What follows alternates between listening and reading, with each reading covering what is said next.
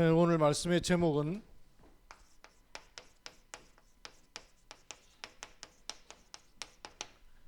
제자를 삼아라는 말씀인데요. 우리 잘 아는 마태복음 28장 말씀 가지고 언약을 확인하겠습니다. 늘 듣는 말씀으로 듣지 마시고 나 자신을 살리는 말씀을 여러분 꼭 챙기시기 바랍니다. 하나님 말씀을 하나님의 백성이 받을 때 눈에 보이지 않게 성령은 분명히 역사하십니다. 사람의 말이 아니고 사람의 음성이 아니고 사람의 설교가 아니라 하나님께서 원하시는 말씀을 주길 원하신단 말이에요. 그걸 붙잡을 때 눈에 안 보이게 하나님은 많은 영적인 일을 이루십니다. 예수님께서 처음부터 하셨던 일이 뭐였냐면 마태복음 4장 19절 나를 따라오너라 내가 너희로 사람 낚는 어부되게 하리라. 제자 삼는 메시지를 주셨어요. 제자를 찾는 말씀을 주셨어요. 또 뿐만 아니고 마가복음 3장 13절에서 15절에도 보니까 우리는 그냥 교회 나오고 예배 드려온 것처럼 보이지만 말씀 뭐라 그러냐면 주께서 원하시는 자를 부르시니 원하셔서 부르시는 거예요. 내가 그냥 나가는 게 아니고 하나님이 원하시는 사람을 부르니까 내 안에 영적 소통이 일어나면서 내가 교회 가야지, 예배 드려야지, 나 예수 믿어야지 이런 마음도 생길 수가 있는 거예요. 내게 그런 마음이 생기기 이전에 눈에 보이지 않는 영적인 흐름이 일어난다 그 말이에요. 어제 우리 랩런트들 골든벨이 있었어요. 그래서 우리 옹삼둥이, 쌍둥이하고 오빠하고 참석하고 우리 황재현도 참석하고 우리 20명의 랩런트 가운데 우리 교회 랩런트 4명이 다 참석을 했어요. 예선을 통과하고 참석을 했는데 시험을 곧잘 쳤어요. 곧잘 쳤는데 보니까 마지막 결국은 우리 옹재현이가 제일 시험을 잘 봤어요. 그래서 1등을 한 거예요. 그리고는 그 수진이, 수연이 가운데 수연이는 됐고 수진이가 안 됐어요. 그래 이제 우리 교회에서는 2명이 돼갖고 내려왔어요. 내려오자마자 이 옹재현이 있다가 막 펑펑 우는 거예요. 그래서 야 왜 우냐? 너 너무 기뻐서 우냐? 그랬더니 아니래. 그러면 왜 뭐가 안타까워서 우냐? 그러니까 아니래. 이유를 내가 생각한 걸 다 물어봐도 아니라는 거예요. 너무 긴장했다 긴장 풀리니까 우냐? 그러니까 그것도 아니래요. 왜 점수가 더 나왔을 것 같은데 생각보다 안 나와 섭섭하냐 그랬더니 그것도 아니래요. 한참 눈물을 닦더니 그래 도대체 왜 그러냐 하면 이유를 얘기해봐 그러니까 수진이가 떨어졌어요. 이야 내가 생각 못했던 얘기를 했어요. 수진이가 떨어졌다는 거예요. 만나면 알콩달콩인 녀석들이 만나면 그냥 오빠하고 막 동생하고 막 이렇게 사이가 별로 안 좋아 보여요. 그런데도 수진이가 안 돼서 지들한테 정보가 제대로 안 들어갔는데 거기 합격되면 일본 보내준다 그랬거든요. 사실은 그건 아닌데 상금 주는 거였는데 일본 보내주긴 보내줘요. 근데 지 돈으로 가야 돼요. 자기 돈으로 가려니 그게 적지 않은 거잖아요. 그러니까 이제 수연이하고 지하고는 가는데 수진이 못 가게 됐다 이거예요. 그것 때문에 눈물을 얼마나 콩죽같이 흘리는지. 그 형제라는 게 눈에 안 보이게 이게 다 연결이 돼 있구나. 그 남 떨어졌다고 그렇게 울겠어요? 눈에 안 보이게 일어나는 일들이 우리 안에 굉장히 많이 있습니다. 원하는 자를 부르시는 거예요. 원하는 자를 부르시니까 나가는 거예요. 제자를 부르시는 거예요. 제자를. 그래서 실상은요. 여러분이 교회 와서 신앙생활하는 것처럼 보이죠? 그게 아니고 제자에서 제자로 이어지고 제자에서 제자로 연결되는 거예요. 요게 눈에 안 보이게 뭐로 통하느냐 하면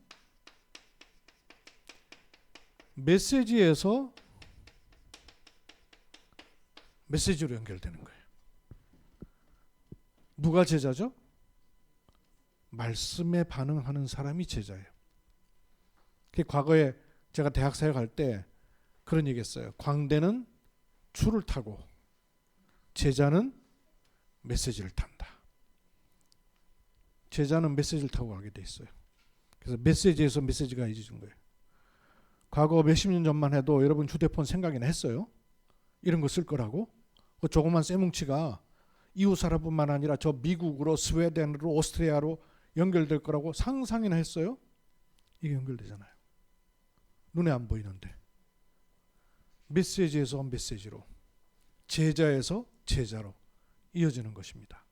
그러면 하나님께서와 여러분을 제자로 삼으신 거예요. 여러분은 여러분이 제자라는 사실이 믿어지세요? 조금 갸우뚱하시죠? 내가 제자일까? 몰라요. 훈련도 따라 붙이고 말이에요. 전도도 많이 하고요. 뭐 자기 통해서 복음 받은 사람이 나와 있고 이러면 누가 뭐래도 말은 안 해도 이러시겠죠. 여러분 제자라는 게 믿어지세요? 하나님이 아브라함을 부르실 때에 아브라함에게 1%의 계획을 가지고 계시겠어요? 완벽한 100%의 계획을 가지고 계셨어요. 완벽하죠. 근데 그걸 아브라함이 처음에 깨달았어요? 못 깨달았어요? 못 깨달았어요. 그죠? 어느 정도 못 깨달았냐면 도통 못 깨달았어요. 어떨 때는 두드려 맞아가면서도 못 깨달았어요. 하나님은 아브라함을 향하여서 어떤 계획을 가지고 계시냐면요. 너는 열국의 아비가 될 거다. 근데 자식이 있어요? 자식은커녕 나이가 100살인데 마누라 쳐다보니까 90세가 넘었어요. 경수가 끊어진 지가 오래요. 그러니까 네 자식 줄지어다 그러니까 사라보고는 웃었어요. 하나님 말씀이니까 아니다 못하겠는데 안 믿어지는 거예요. 그러니까 웃었어요. 네가 웃었지. 웃음이라 하라. 네 이름을 웃음이라 해라. 그렇게까지 얘기하셨어요. 안 믿었어요. 아브라함이 하도 안 믿으니까 너 빨리 칼 가져와. 이래갖고 외과 수술했어요. 그 외과 수술이 뭐였습니까? 할례를 행하는 거였어요. 쉽게 말하면 남자들 포경 수술을 행하신 거예요. 그럼 뭔 말입니까? 남들은 절대 못 보는 거죠. 근데 자기는 화장실 갈 때마다 보는 거예요. 그럼 아브라함은 화장실 갈 때마다 그 언약을 확인해야 돼. 그죠? 아예 각인을 시켜버리는 거. 안 믿으니까. 안 믿으니까 하나님이 원래 아브라함 이름이 아브람이잖아요. 그죠? 근데 그 이름을 바꾸라 했어요. 바꾸라 해서 얻은 이름이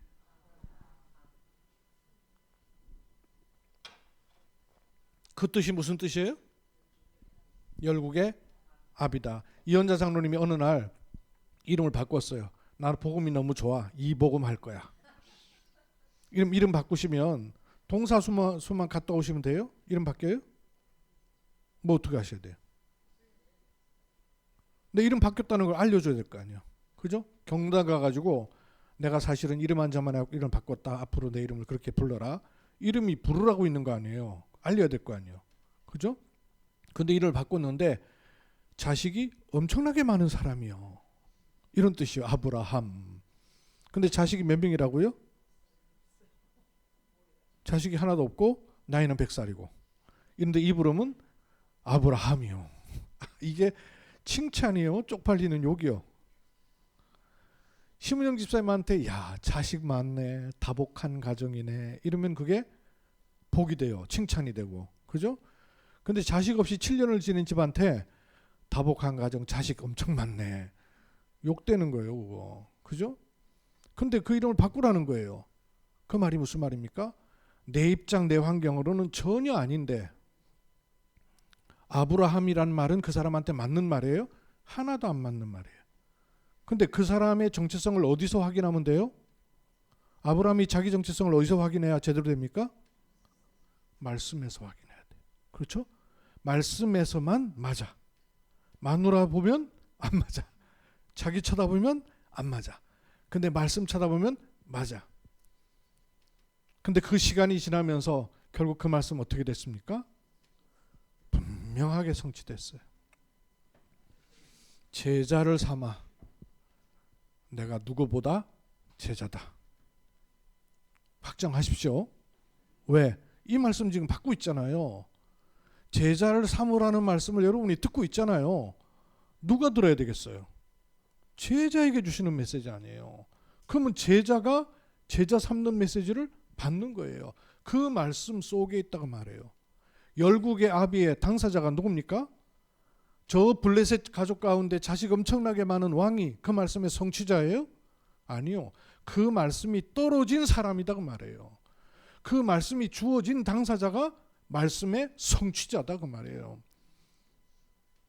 내가 누구보다 제자다. 왜?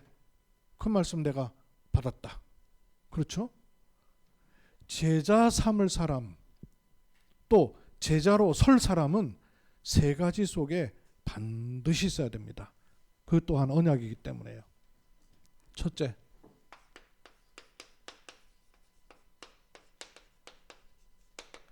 은혜 속에 있어야 됩니다. 제자 삼을 사람은 은혜 속에 있어야 됩니다. 왜 그러냐 하면 너희는 그랬잖아요. 그렇죠? 주님과의 관계가 만들어진 사람이에요. 즉 은혜 속에 있는 사람이에요. 그리고 제자를 삼아 네 제자 만들라는 말 아니죠? 그리스도의 제자를 만들 사람이에요. 그래서 은혜 속에 있어야 합니다. 어떤 은혜일까요? 어떤 은혜를 말할까요? 보통 은혜 그러면 뭐죠? 아, 내가 은혜 받았어요. 그러면 감동되는 말 들었을 때, 공감되는 말 들었을 때, 뭔가 막혀 있었는데 속 시원한 말 들었을 때, 이럴 때 주로 은혜 받았다 그러죠. 뭔가 깨닫는 말 들었을 때 위로가 엄청 된다, 은혜 된다 그러죠. 그것도 은혜지만 그거 진짜 은혜 아니에요. 그건 속는 은혜예요. 왜? 내 감정에 따라서, 내 환경에 따라서 달라질 수 있단 말이에요. 진짜 은혜는 거기 있지 않아요. 그렇죠? 진짜 은혜가 있는 곳을 알아야 여러분이 서 있을 곳에 제대로 서 있을 수 있어요. 안 그러면 감정 따라, 환경 따라, 사람 말 따라 얼마나 많이 흔들리겠어요. 은혜의 기준을 아셔야 돼요. 은혜 속에 있어야 돼요. 우리는 첫 번째 있어야 될 곳,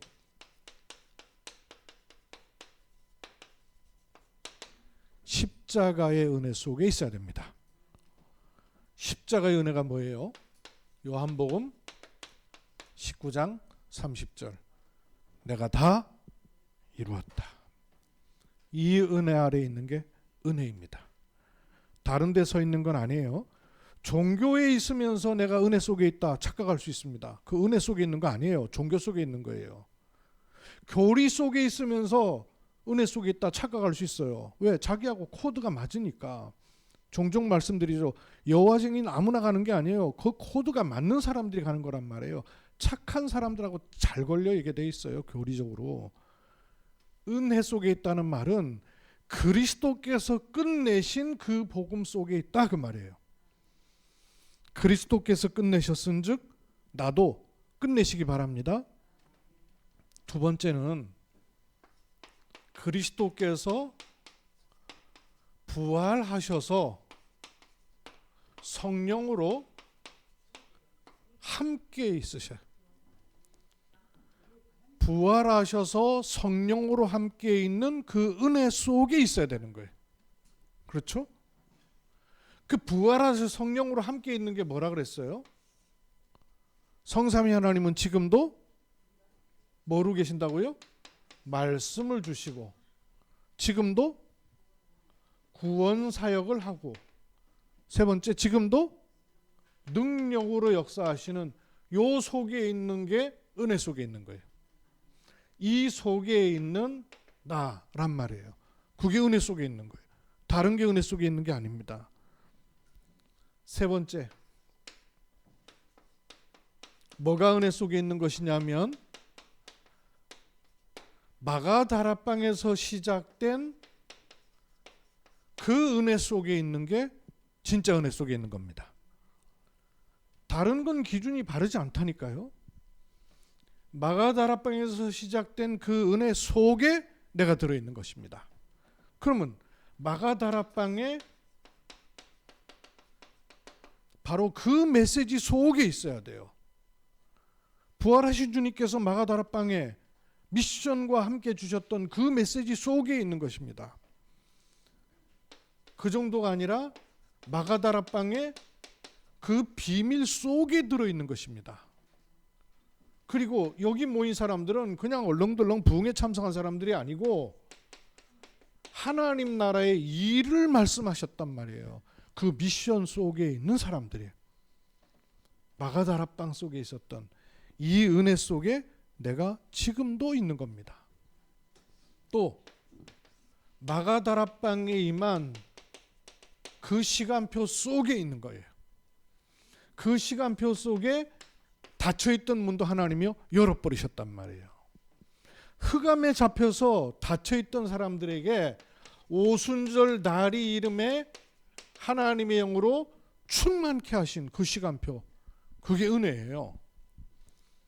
그리고 15나라 사람들 늘 모이는 줄 알았는데 새롭게 보인 거예요. 예루살렘에 와 있는 사람들, 경주에 와 있는 다민족 여러분 새롭게 보여야 됩니다. 와서 머물러 있는 복음받을 대상자 새롭게 보여야 돼요. 예루살렘에 15개 나라 사람들이나 모여왔다니까요. 경주에 16나라 사람들이 와 있다니까요. 그게 보여야 돼요. 그게 은혜란 말이에요. 또 그것과 함께 하나님 말씀이 귀로 듣는 말씀이 아니라 그 말씀이 성취된다는 사실 알고 체험하는 그 은혜 속에 있는 거예요. 다른 은혜가 아니에요. 이게 되는, 여기에 반응하는 사람이 누구냐? 제자라고 말해요.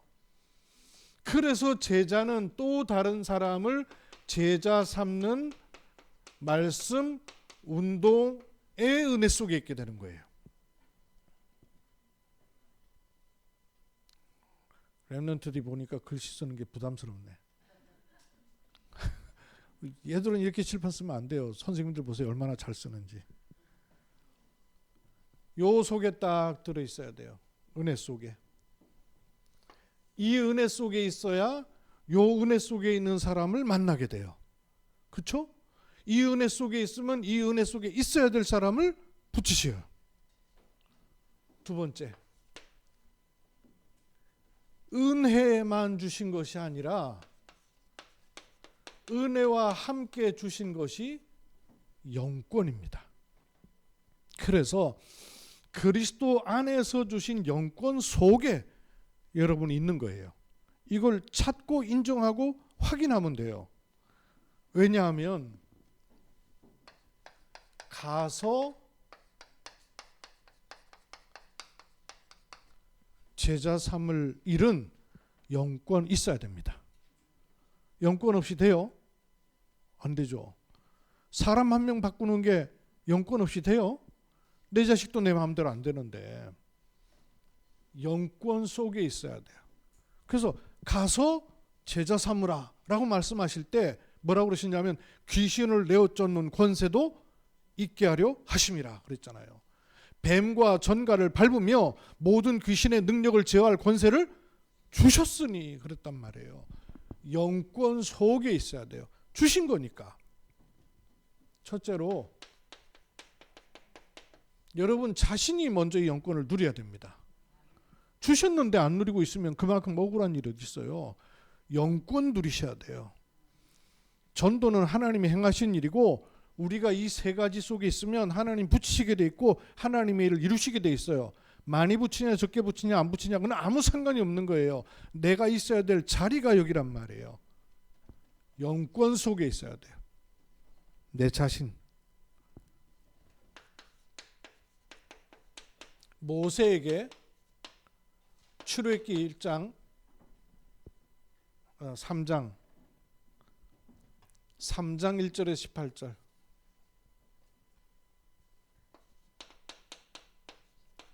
여기도 아브라함 하나님, 모세를 하나님 부르실 때 모세가 옳았구나 드디어 시간표가 왔구나 이러지 않았잖아요. 못 간다는 거예요. 할 수 없다는 거예요. 나는 아니라는 거예요. 바로가 누군데 내가 거기 가겠냐는 거예요. 그런데 주님께서는 모세에게 영권을 주시니까 지팡이 하나로 이스라엘 백성을 영도하게 되는 거예요. 영권 주신 겁니다.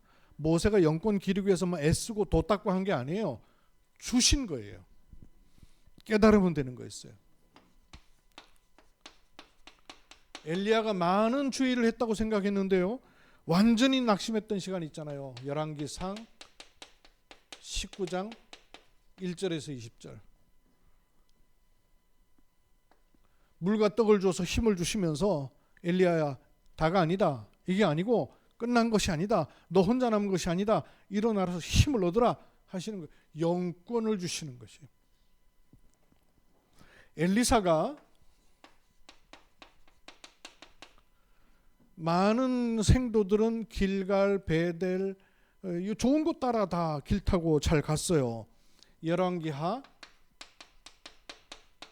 2장 1절에서 9절. 엘리사가 하나님 앞에 기도할 때 뭐금 필요하냐, 뭐 줄까라고 할 때 뭐 달라 그랬어요? 내게 이거 주세요, 그 말이에요.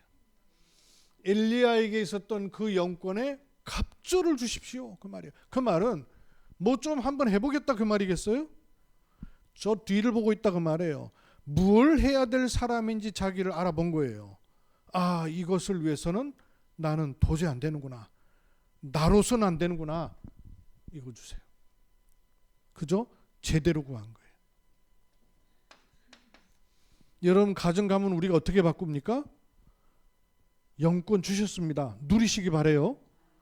그리스도 안에서 주신 것을 은혜 속에 있으면서 누리는 거예요. 권세입니다. 이 권세를 가지고 누렸던 사람, 예레미야, 에스더, 다니엘, 그리고 다니엘의 친구들, 성경의 사람들이 전부 이 그리스도 안에 주신 영권을 누린 분들입니다. 그럼 우리도 누리도록 주셨다 그 말이에요.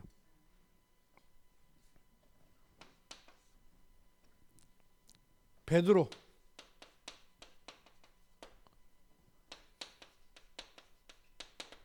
사도행전 5장 1절로 11절.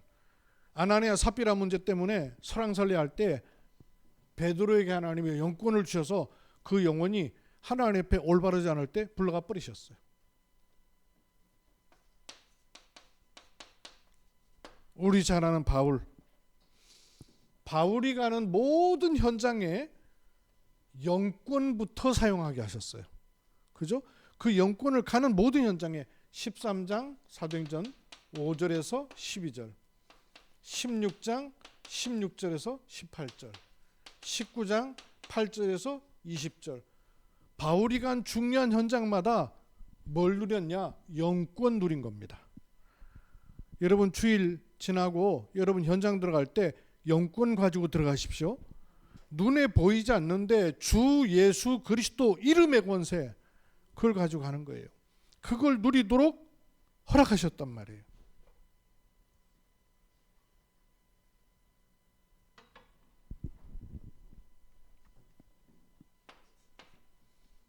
우리가 그리스도 안에 있는 영권을 가지고 있을 때 그리스도의 비밀을 가질 일꾼을 하나님이 만나게 하시고 붙이시는 거예요. 성경의 사람들은 그렇게 해서 제자에서 제자로, 말씀에서 말씀으로 하나님 원하시는 흐름이 흘러 들어간 거예요. 그리스도의 영권 가진 사람이 그리스도의 비밀을 알 사람을 만나게 되는 겁니다. 왜 그렇죠? 이유. 교회는 많은데 전부 종교화돼 버렸어요. 지난 주간도 제가 인도네시아 분들 한 주간 계속 훈련했는데요, 교회 많아요. 내가 깜짝 놀랐습니다. 그 인도네시아가 전 세계 가운데 무슬림이 제일 많은 나라예요. 87%. 인도네시아 인구가 2억 8천만 되거든요.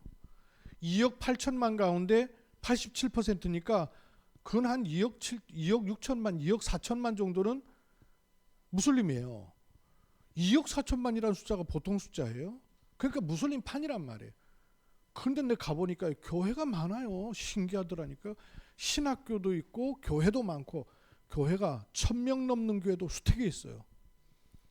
제가 1000명 먹는 교회 가봤는데요.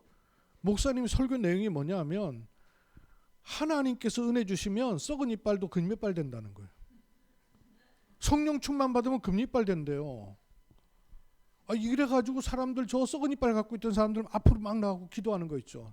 치과 다 망하겠다 뭐.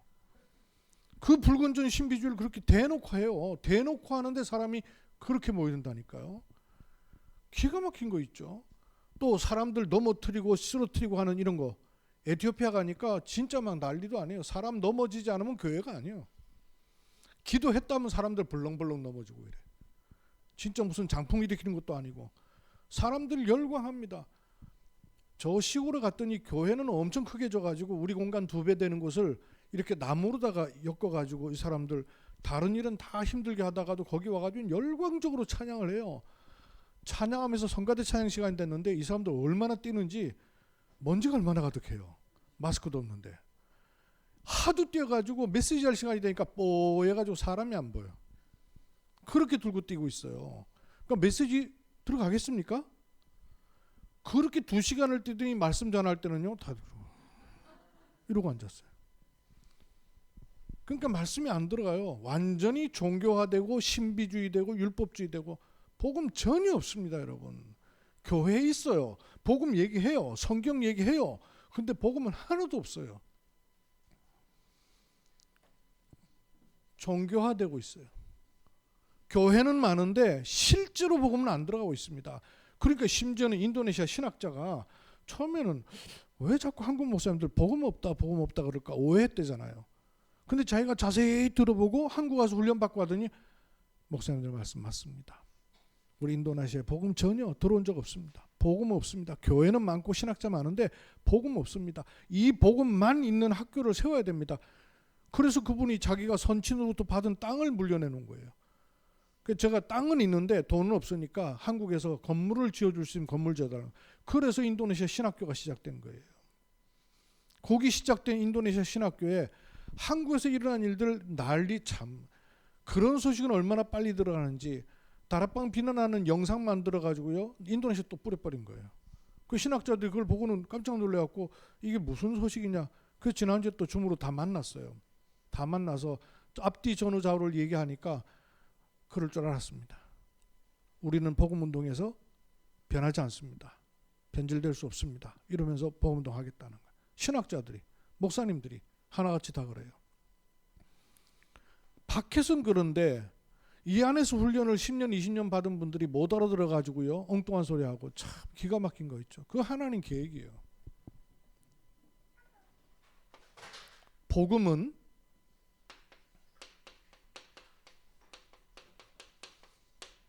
주님이 오셔서 하려고 하신 게 내가 이거 하려고 왔노라.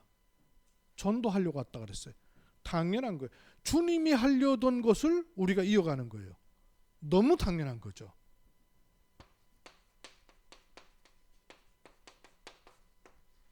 복음 아니고는 창세기 3장에서 빠져나올 길이 전혀 없습니다. 천하 인간의 구원 얻을 다른 이름을 우리에게 주신 적이 없음이라고 그랬어요. 필연적이에요. 복음 아니면 빠져나올 수가 없어요. 영적 문제, 창세기 3장 문제, 인간의 사주팔자 운명에서 인간이 빠져나올 수 있는 길이 있어요. 다른 길이 있으면 그 길 가면 돼요. 다 필연성이에요. 뿐만 아니라 복음은 절대성. 막을 수 있어요. 복음을 막을 수 있는 게 있습니까? 사무엘상 2장 10절에 보니까 여호와를 대적하는 자 산산이 무너지리라 그랬어요. 대적할 수가 없어요. 영권 속에 있어야 돼요. 세 번째, 제자를 삼아 그랬습니다.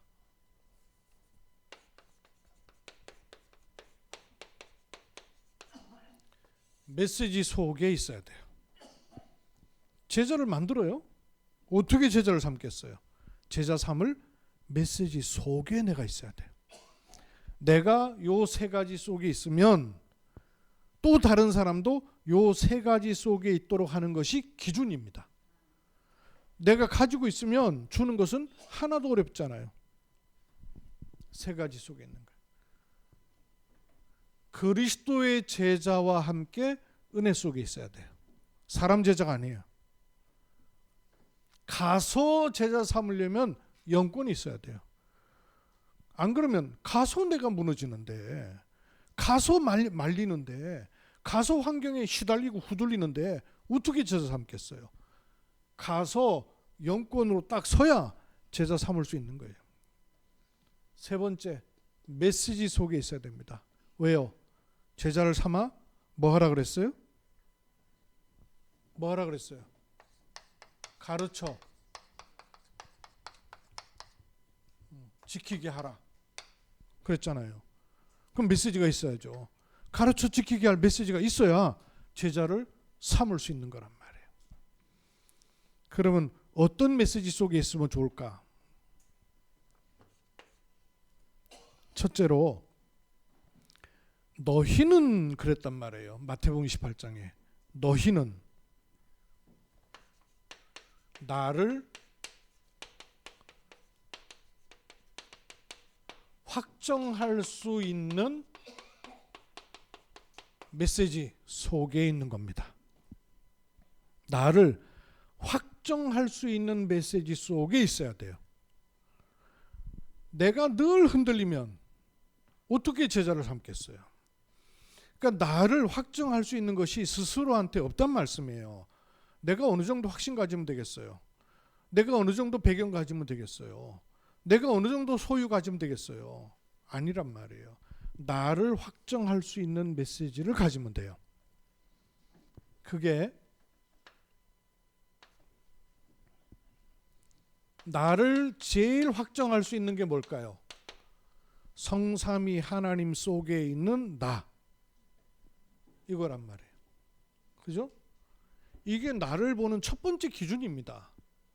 나를 보는 첫 번째 망대가 뭐냐? 성삼위 하나님 속에 있는 나.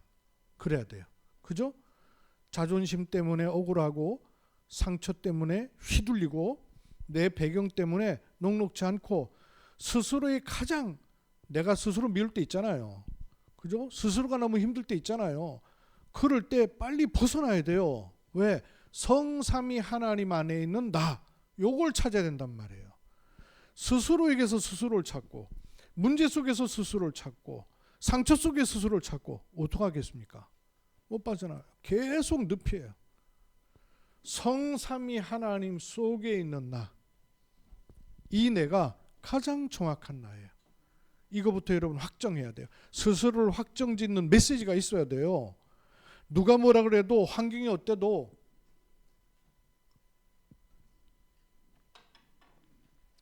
나를 제자 삼는 메시지가 있어야 됩니다. 나를 제자 삼는 메시지가 없는데 어떻게 다른 사람을 제자 삼아요? 나를 제자 삼는 첫 번째 메시지가 뭐냐? 다른 데서 나를 찾으면 안 됩니다. 성삼위 하나님 속에 있는 나.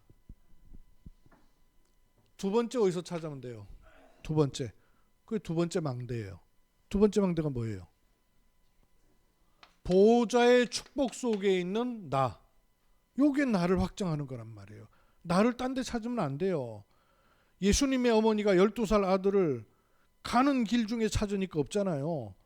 없다가 보니까 야, 이거 예루살렘 성전에 거기서부터 잊어버린 거 아니야? 가보니까 예루살렘 성전에 랍비들하고 얘기하고 있어요.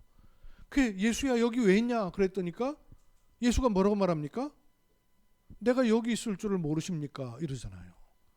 예수님이 있어야 될 곳이 있는데 어디서 찾냐고 말해요. 보호자의 축복 속에 있는 나. 이게 세 번째예요. 두 번째. 세 번째는 뭐예요?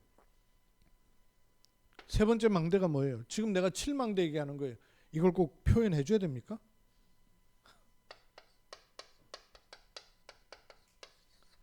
이게 나를 확정할 수 있는 메시지예요. 세 번째 나를 확정할 수 있는 게 뭐예요? 시대 살리는 축복 속에 있는 나. 그렇죠. 아, 내가 이렇게 순서로 적으니까 잘 모르시는 거예요? 내가 말하던 순서대로 적어볼게요. 성삼위 밑에 보호자, 보호자 밑에 시대.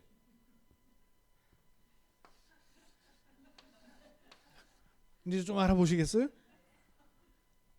그러면 나를 확정하는 메시지 네 번째가 뭐예요? 오려. 아니죠. 공중 권세 잡은 자를 꺾는 그 축복 속에 있는다. 그리고 오려. 이걸 꺾으니까 힘이 들어오잖아요. 이걸 가지고 일생을 가는 C, V, D, I, P. 그리고 오늘은 삶들. 요게 나를 확정하는 메시지.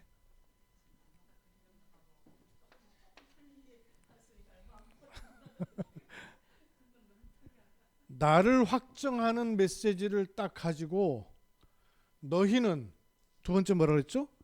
가서 제자 삼으라 그랬잖아요. 제자에게 답을 줄 수 있는 메시지. 여기 두 번째. 그러면 이건 뭐가 되겠어요? 7 여정이 되겠죠. 한 번 확정해 봅시다. 제자에게 제일 먼저 줄 답이 뭐예요? 첫 번째? 내가 거기 있는 것처럼 제자도 성삼위 하나님의 여정을 함께 가는 거예요. 가는데 뭘 갖고 가야 돼요? 두 가지. 흔들리지 않을 10가지 발판. 육신의 땅을 디디고 사나 영의 것을 가지고 와 누리는 10가지 비밀. 그렇죠? 이걸 가지고 답을 주는 거란 말이에요. 그리고 나로부터 오는 확신이 아니라 주어지는 위로부터 오는 5가지 확신. 그러면 어떻게 할 수 있어요? 세상과 현장의 9가지 흐름을 바꿀 수 있단 말이에요. 이걸 가지고 62가지의 삶을 사는 거란 말이에요. 이 제자에게 줄 답이에요. 그리고 우리의 모든 삶과 시간표는 빛이 비춰지는 캠프란 말이에요. 제자에게 답을 줄 수 있는 메시지. 그리고 제자에게 답을 주는 정도가 아니라 제자에게 가르쳐 지키게 할 메시지란 말씀이에요. 그럼 이건 뭐겠습니까? 7 이정표란 말이에요. 제자에게 반드시 내려야 될 3가지의 갈보리, 감람산, 마가다라빵. 요거 가르쳐 지키게 해야 돼요. 그리스도로 끝을 내야 돼요. 감람산 미션 주어져야 돼요. 마가다라빵에 위로부터 주시는 능력 누리는 겁니다. 그리고 네 번째 이정표 안디옥. 이정표 있어야 돼요. 그리고 로마까지 가는 그 전환점 아시아, 마게도냐, 그리고 로마도 보아야 하리라. 7 이정표. 요게 제자 가르쳐 지키게 할 메시지. 7 망대 7 여정 7 이정표 777. 그러면 결론. 마태복음 28장에 보면 16절에 아직도 뭐 하고 있어요? 제자들이 의심하는 자들이 있더라 그랬어요. 아직도 왜 의심할까요? 아니 그리스도를 고백했어요. 부활하신 주님 찾아오셔가지고 내 손 만져봐, 내 옆구리 넣어봐, 이렇게 했는데도 불구하고 의심하고 있는 제자들이 있다 그랬단 말이에요. 16절에. 여기도 있죠. 아직도 의심하는 자들이 있더라. 근데 여기다가 무슨 답을 주셨냐면 앞뒤에 중요한 거 2가지를 얘기하시고 그 다음에 가운데 토막에다가 요거 주셨어요. 앞뒤에 주신 2가지가 중요한 게 있어요. 그게 뭐였냐면 하늘과 땅의 모든 권세가 어디에 있어요? 내게 주셨으니, 즉 그리스도 안에 하늘의 권세와 땅의 권세가 통일되었다는 이 선언을 하신 거예요. 그 말은 무슨 말입니까? 의심할 필요 없다고 말해요. 너는 계속 의심되지만 네 체질은 그 체질이지만, 왜? 사람이 다시 살아난 걸 본 적 있나? 한 번도 경험하지 못했던 일이란 말이에요. 몰랐던 일이니까 아직도 의심하는 거예요. 증거가 안 보이는 거예요. 말씀은 주어졌는데 체험을 못한 거예요. 체험을 못 해놓으니까 의심하고 있는 거예요. 거기다 뭐라고 말씀하시냐? 하늘과 땅의 권세를 그리스도께서 통일시키셨다. 그러면서 너희는 가서 제자 삼아 세례주고 가르쳐 지키게 하라. 즉 은혜 속에, 영권 속에, 메시지 속에 있어라. 그렇게 말씀하시면서 여기에다가 볼지어다 내가 세상 끝날까지 너희와 항상 함께 있으리라. 그 말씀하신 거예요. 요 흐름 속에 들어가 버리시면 돼요. 우리는 한글을 너무 편안하고 자유롭게 쓰고 있잖아요. 요즘 뭐 방송이나 이런 문화 콘텐츠에서 보니까 한류 바람이 많이 불고 있다 그러죠. 뭐 연예인들 때문에, 문화, 드라마, 또 K-팝 가수들 때문에 한국이 많이 떴어요. 많이 뜬 것이 유럽 선교사님들도 깜짝깜짝 놀란대요. 유럽, 영국에 한국 식당들이 갑작스럽게 또 많이 생겼대요. 저 노르웨이하고는 우리나라하고는 직접적 교류도 없는 곳이에요. 그 추운 곳이거든요. 거기에 맥심 커피가 또 유행하기 시작했다네.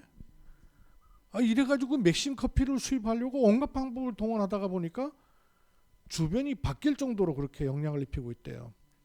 그런 중에 그 AI 기술을 연구하는 학자가 AI 언어로 제일 합당한 언어가 뭔가를 영어도 넣어보고 중국말도 넣어보고 스페인어, 전 세계적으로 가장 많이 쓰는 언어니까 넣었단 말이에요. 만족할 만한 결과를 못 얻었어요. 연구원으로 있던 한국 사람이 한국어를 한번 넣어보자는 거예요. 한국어 얼마나 쓰냐, 전 세계 사람들이. 한국어 쓰는 사람도 별로 없는데 한국이란 나라만 쓰고 있는데 그걸 왜 그거 넣느냐 했더니 그래도 넣어보자고. 넣어본 거예요. 다른 자료들의 3분의 1 데이터만 가지고도 이게 돌아가는 거예요. 이게 웬일이냐 싶어가지고 이 사람이 관심을 갖고 연구를 하기 시작한 거예요.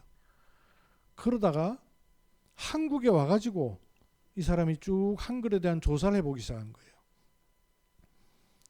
훈민정음 그 해례본이 있는 곳에 가보기도 하고, 전 세계 언어 가운데 누가 언제 왜 이런 글자를 만들었는가 기록되어 있는 것은 하나도 없어요. 한글만 있어요. 영어도 누가 언제 왜 어떻게 시작했는지 몰라요. 전 세계 언어들이 시작된 시초 몰라요. 누가 만들었나 몰라요. 만드는 배경 어떠나 아무도 몰라요. 그렇게 구전으로 전달되어 가지고 언어가 형성된 거예요. 그런데 오로지 한글만 누가 언제 왜 어떻게 만들었는가 정확하게 기록으로 남아있는 게 한글이에요. 근데 거기에 세종대왕이 한글을 만든 목적을 여러분 알고 있죠? 왜 만들었어요? 한문 가지고 하려니까 너무 어려워서 일반 평민들은 못 쓴다 그 말이에요. 그러니까 모든 사람들이 쉽게, 그래서 똑똑한 사람은 반나절이면 쓸 수 있도록, 조금 둔한 사람이라 할지라도 하루 저녁 해가 지기 전에는 보면 써낼 수 있는 그런 글을 만들겠다 해서 만든 거예요. 목적이 분명해요. 그 말은 무슨 말이냐면요, 한글의 과학적인 체계와 방식도 중요하지만 메시지가 있다 그 말이에요. 세종대왕의 그 메시지와 그 철학이 결과물로 작품으로 나온 게 한글이란 말이에요. 메시지가 있으면 어떤 환경에서도 흔들리지 않습니다. 그리고 대를 넘어가지 갈 수 있어요. 메시지가 없으면요, 그때뿐이요. 이 세 가지 속에 있어야 돼요. 여러분 새로운 시간표가 오고 있어요. 여러분 마음에 딱 담으셔야 돼요. 우리가 전도운동을 쭉 이어 세우면서도 참 하나님의 은혜로 한 번도 흔들린 적 없이 변질되지 않고 우리 후대까지도 갈 수 있는 그런 전도운동임을 확인해 왔어요. 이 속에 있으셔야 돼요. 눈물 콧물 짜는 은혜가 아니라 이 은혜 속에 있어야 돼요. 여러분 은혜의 개념을 정확하게 하셔야 돼요. 눈물 콧물 짜는 그 은혜 아닙니다. 그 은혜는 때를 따라 시를 따라 바뀌어요. 십자가의 은혜 속에 있어야 돼요. 부활하셔서 성령으로 지금도 함께 하시는 그 은혜 속에 있어야 돼요. 그게 마가다락방의 은혜 속에 있는 거예요. 그래서 제가 오늘 묵상 카드를 그렇게 만들었죠. 마가다락방에서 누려진 그 은혜를 이어가는 그 예배다 그 말이에요. 크고 많고가 아니에요. 마가다락방에 시작된 그 은혜를 내 가정에서 이어가야 되고 내 지역에서 이어가야 되고 교회가 이어가야 돼요. 그 은혜를 누리는 영권이에요. 그래야 뭐가 나와요? 메시지가 나오는 거예요. 이것도 세 가지가 맞물려 있는 겁니다. 마음에 딱 담으시고 이번 주에 여러분 계속 기도할 때 이거 가지고 기도하세요. 기도하겠습니다. 사람 제자 아닌 그리스도의 제자로 우리를 부르시고 그 그리스도의 은혜 속에 우리를 부르셨습니다. 물질과 교권과 다른 권세가 우리에게 필요하지 않고 그리스도의 영권이 우리에게 필요합니다. 이미 주셨으니 그 영권 누리는 은혜 주심을 감사합니다.